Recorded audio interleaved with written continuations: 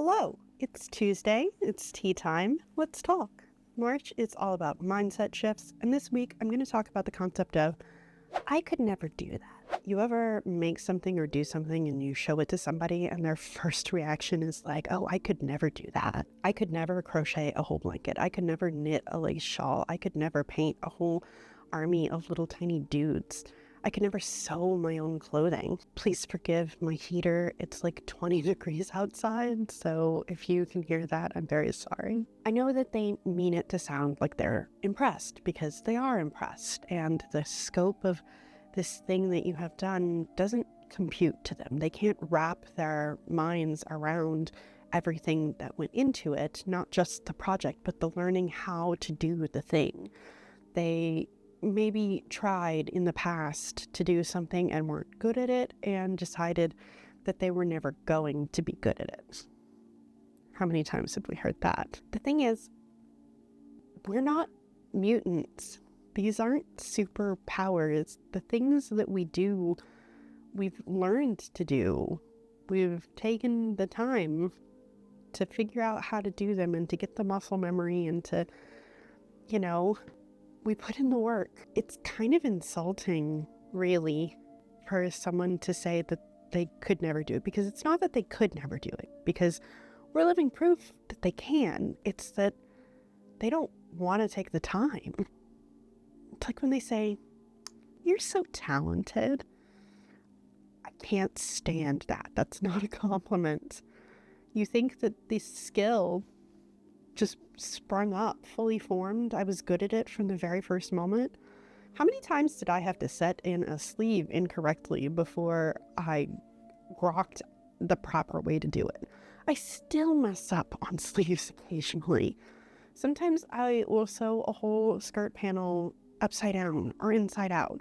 I used to say that a project wasn't complete until I had to rip at least one seam. It's not magic. It's hard work, and calling it talent is a disservice. Saying, oh, I could never do that, is a disservice. It's discounting. It's negging. Come on now. We don't need to be negging. Just appreciate what people have done. And if you really like it and you want to do it, then you need to believe in yourself, because you can do it. It just takes practice, and you don't need to spend 20 years learning how to do something, getting a job and learning from like the employment and institutional knowledge and all of that. You just need to identify what it is you don't know and then do focused practice in order to improve yourself. If you don't know how to draw and you want to learn how to draw, the very first thing that you need to do is you need to start with gesture studies. You don't worry about form and volume and shading and rendering when you don't know how to capture the movement of a body. You start with gestures, start with perspective, start with basics, anatomy, the things that you can then apply to all the other focused practice that you're going to do when you get into value studies and you get into color theory and rendering and all of those things.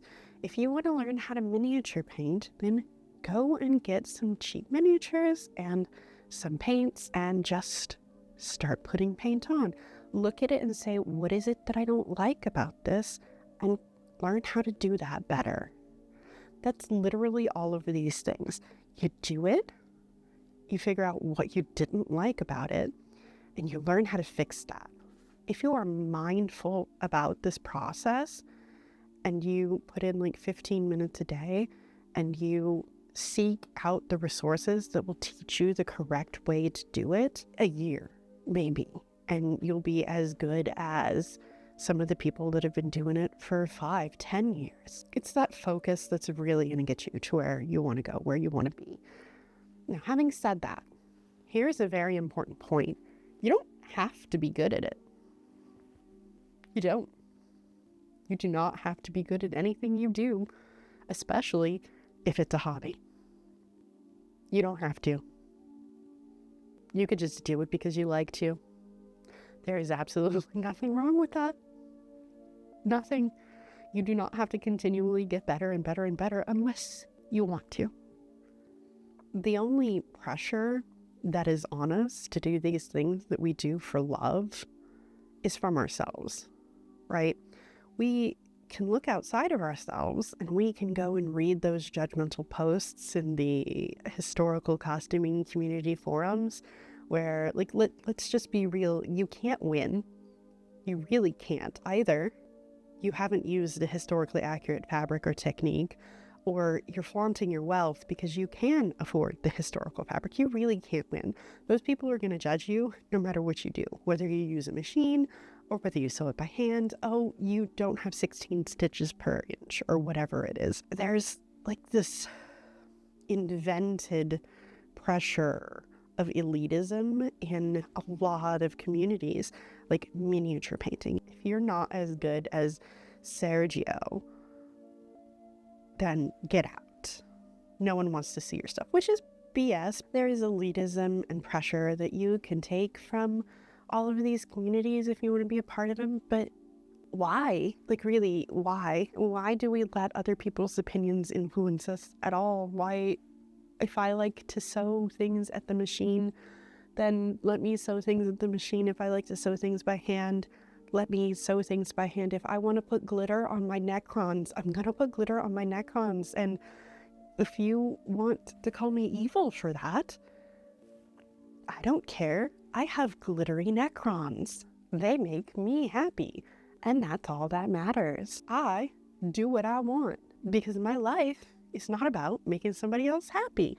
My life is about fulfilling myself, and yours should be too. So whatever it is that you're like, oh, I could never do that, I challenge you to do it. Like, if you want to, do it. Stop letting your fear of judgment, your fear of being bad, be bad at it. Let yourself be bad at it. Do it because you like it. Enjoy the process. You do not have to slog through the process in order to get a product. If you don't enjoy the process, the product isn't worth it. The journey is the destination, my friends. It really is. So I absolutely invite you to take this concept and flip it around in your head. I could never do that. What's stopping you? It ain't me. I'm going to sit here and enable you. Please drop down into the comments and tell me what it is that you want to learn how to do. What could you never do that you're going to try? I am currently teaching myself how to draw again so I can do fashion studies. It's fun. I spend time with my kid who is also an artist. We have a family art night every couple of weeks and we're doing focus practice. It's lovely. Let me know what it is that you're going to focus your practice on. Thank you for being here. I'm going to assume you know how to YouTube and hit all the things. The engagement really, really helps. I had a video last month that popped off a little bit. Thank you so much for watching that, for commenting, for hanging out with me on that. I really appreciate all of the time you give me, and I look forward to spending more time with you. Take care of my friend, and I will do my very level best to take care of yours.